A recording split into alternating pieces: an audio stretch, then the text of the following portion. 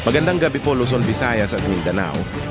Meron akong ginawa ko dito sa Studio 4. Na bad trip ako at tinapon yung kape ko. Si Lucas natapon ng kape hanggang na bad trip siya. Nalinis ni Lucas yung tinapon niya. At nagalit ko si Lucas. Nagalit ni Carissa kay Lucas hanggang tinapon yung kape ni Lucas. Nakatutok kami si Lucas na tinapon. Ako po natapon ng kape dito sa Studio 4, nagalit si Carissa sa akin at nalinis ko. Pero ginamit ko ay toilet cleanser.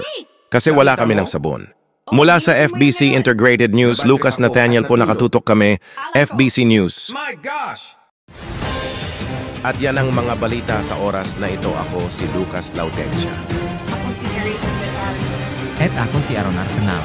At mula sa FBTV, nakatutok kami FBC News.